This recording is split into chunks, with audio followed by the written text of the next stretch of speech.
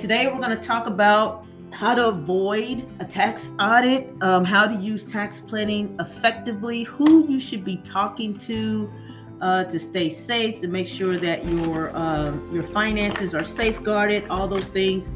I commit to doing these weekly Q&As just to inform business owners, because we need business owners to continue to grow our economy, to strengthen the middle class, things of that nature. And the best way that you guys are going to do that is to be able to be strong fiduciaries in your business, being really proactive in planning, saving, and scaling.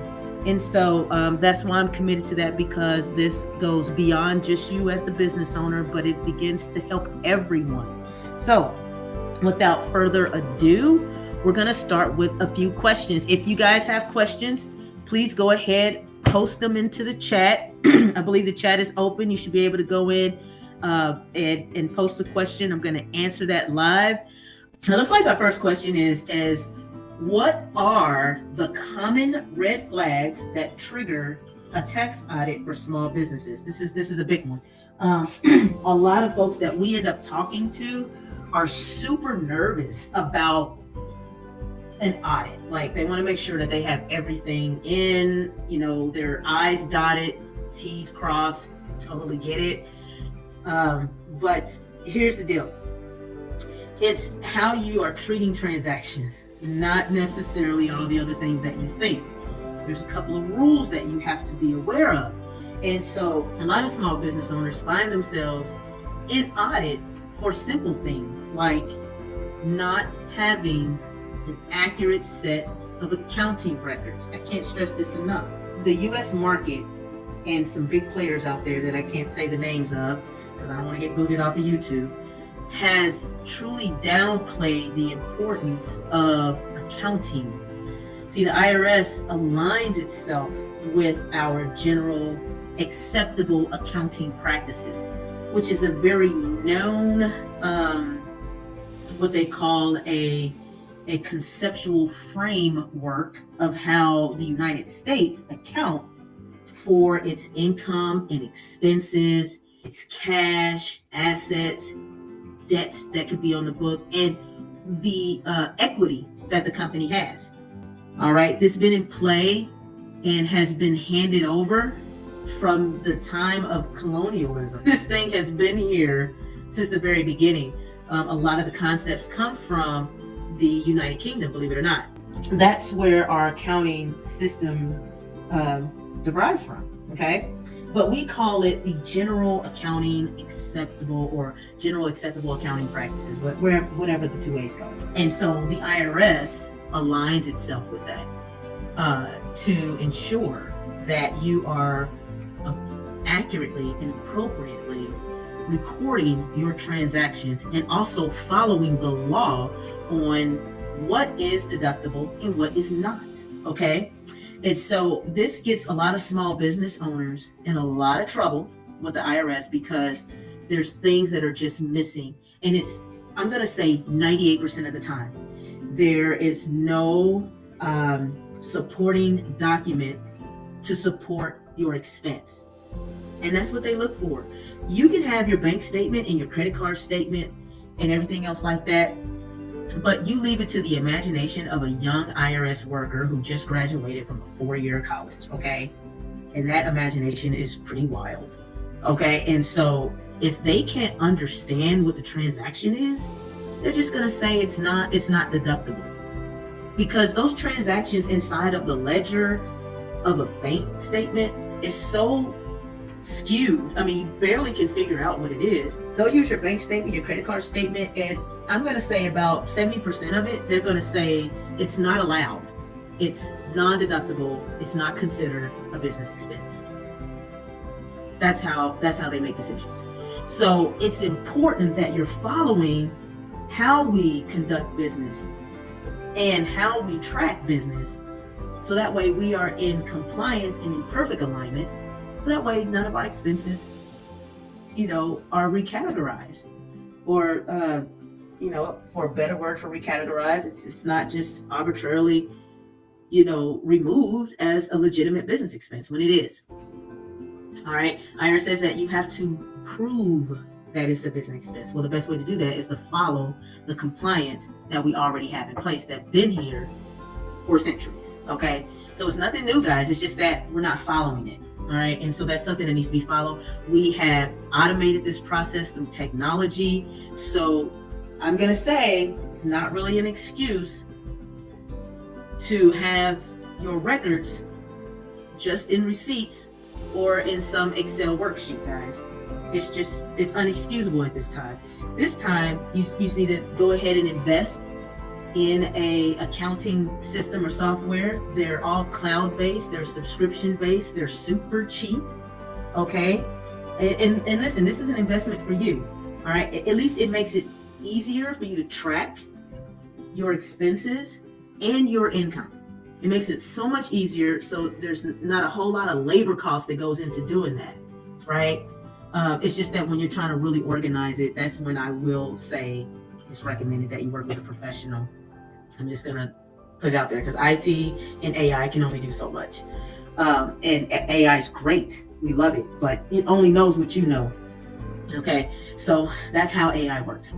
So again, to avoid triggering a tax audit as a small business owner, you want to make sure, okay, that you have an accounting system in place and that every transaction that you do has a paper trail that goes along with it. Every time you make money, okay, that you earn for the business, you want to make sure that there's an invoice attached to it. Because here's the deal. Let's say you have a bunch of deposits into your account, into your business account, right? And let's say that some of those deposits are from you trying to fund your business. Okay, but you have no documented proof of anything. You can't tell the difference between when you were paid from a customer or a client, or if it was money that was provided to you to fund the business, or if it was loan proceeds that you qualified for, that you needed for your business. It's all money coming in. When the IRS looks at that and they can't figure out what that is, they're going to say that's all income. And that's not fair to you, right? That's why it's important to go ahead and create the proof with documentation. You want to have your invoices with your earned income from every product or every client, right? If you have loans and you receive proceeds from loans, cash proceeds from the loans, you want to have the loan document on file, right? If you're personally contributing to your business to start it up, like you're funding it through your 401k, or you're funding it through your savings account or brokerage account or your paycheck from your employer, you want to have documentation on that. So then that way it doesn't get ruled out as income. And now you're overpaying in taxes. This is how you avoid it. Now, believe it or not, you're going to be surprised that still today, okay, as of 2025, 93% of small business owners, 93%, that's huge in an economy with AI technology and so much access to information. 93% of small business owners are still overpaying in taxes, and they overpay on average. So this is an average because we have business owners that are really small and business owners that are really big, but they're classified as small. Okay, so we're not talking about mid-size to large, we're talking about just small. On average, your overpayment is $11,000 per year. Still today, with all the information that we have. It's crazy. But that is a result of not keeping proper accounting. I'm going to tell you that right now. That's number one. Okay. Number two, making sure that if you're in a tax planning engagement with another professional out there, because there's a lot of firms that have transitioned from just basic tax prep to now they're doing planning, right? One, you want to make sure that they're licensed. Okay, so you want to first and foremost make sure that they're a licensed enrolled agent, because that is the absolute license that makes a person a tax expert. Yes, we have CPAs out there who can get tax, they can take tax courses to renew their license every year. But the CPA designation, and I'm not hating on CPAs, it's not designed for them to be tax experts. They go to school to become accountants, and then they learn to protect investors' investment when they invest in a small business, right? Their job is to audit the financial statements to make sure that if you want money from a stranger, that you're not lying on the books. That's what the CPA is for. That's what you use them for. But they do have access to do what enrolled agents are licensed and educated to do, which is they can do some tax planning as well if that's what they choose to do. But an enrolled agent, that is what they do. Okay. And so you want to make sure that when you're in this planning engagement, right, that what they're telling you is legitimate, because what could happen is it can flag another audit. It can flag another type of audit where there's errors in omission, and the penalty for that is even greater. Okay. And so you want to make sure that the deductions that you're taking are legitimate and that they won't raise suspicion. So let me give you an example. Someone come to us and ask us about uniforms. This is really simple. This is about uniforms. This is like a simple example. Their business model doesn't it supports wearing uniforms, but the type of business that they're in did not support a regular garment that you could wear every day to be treated as quote unquote a uniform. Okay.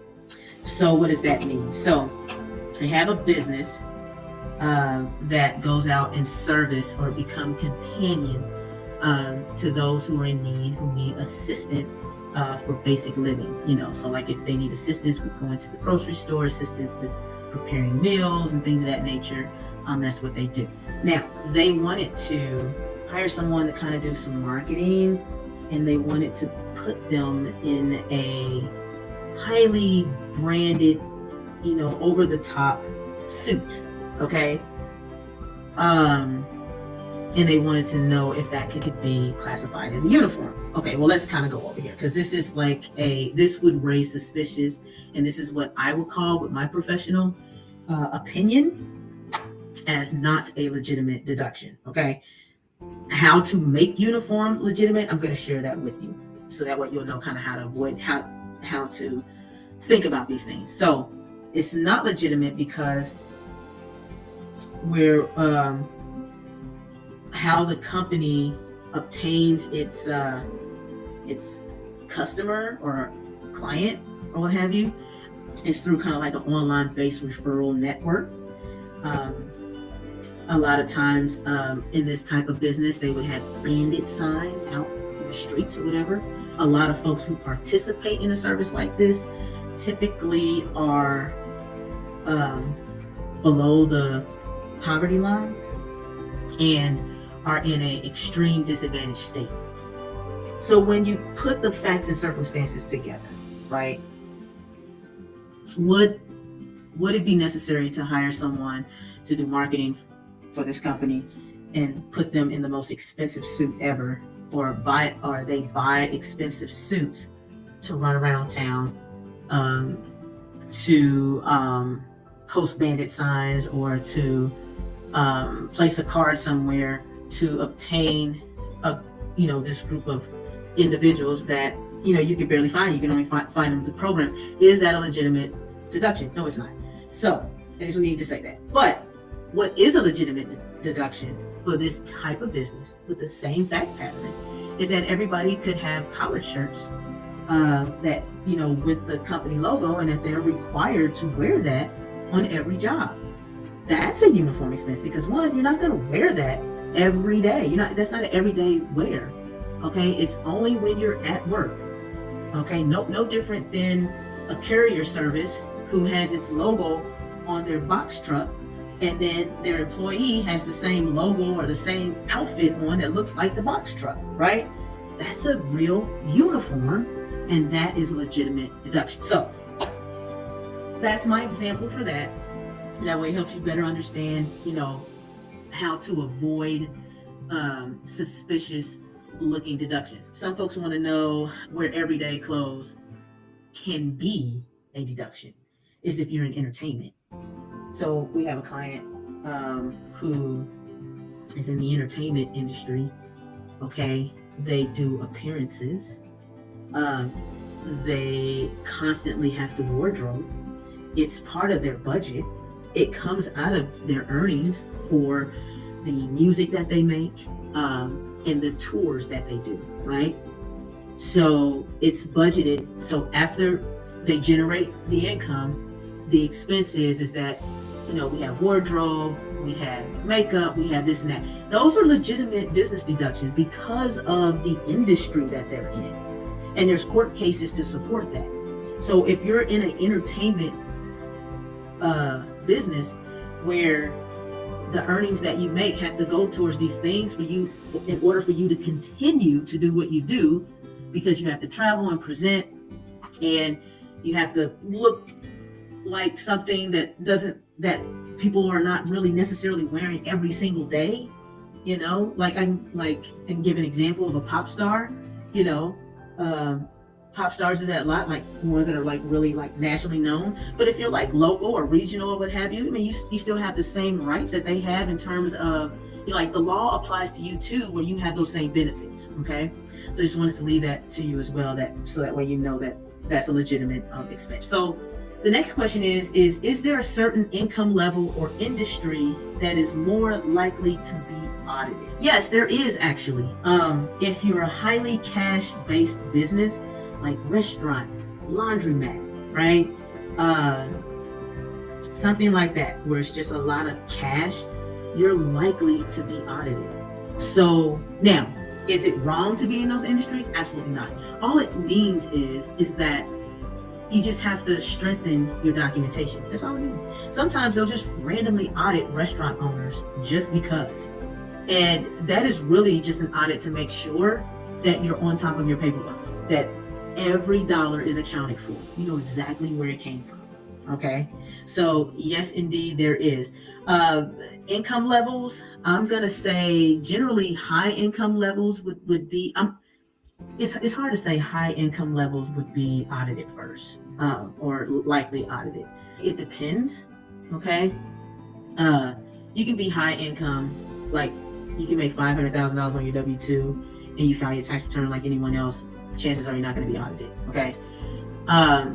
You could be a business owner whose net income is $1 million, and if you have all your paperwork right, chances are you're not going to be audited. Okay. I just think that it's the strategy that you pull in place that could trigger an audit. Okay. It's your structure and everything else. So all these things come together, and that's why I say it depends. So if you're like a business owner with a lot of income, and you have a lot of different services and things of that nature, and if your structure is all weird and cash is kind of coming from everywhere, or you're pulling funds from everywhere to do whatever, it can definitely trigger an audit. And that activity can also pierce a legal veil too, believe it or not. And so like you have a double whammy, right? So it really depends on how you structure yourself to avoid an audit. And so planning is going to really come into play, especially if you're high income, because that tends to happen to a lot of small business owners if they have some high income. And high income for business owners, I'm going to say like your net income is about $50,000 and up, okay? That's kind of high income because of the deductions that you get that W-2 earners do not get. So there's like some natural footprint where you get a deduction that employees just don't get, right? So that's why I say that. So I know the dollar sounds pretty small, but not really when you think about your personal income and how you've been able to actually increase that and still be able to come out with a 22% tax rate, instead of a 37% like a W-2 employee would have, and still be burdened with the heaviest tax load than a small business owner, believe it or not, right? So again, for a small business owner, the income level, yes, but the structure is really what's going to dictate whether or not that audit could take place. The fourth question is, are there specific tax forms or reporting mistakes that tend to attract IRS attention? Yes, there are. Actually, one that comes to mind is Schedule C.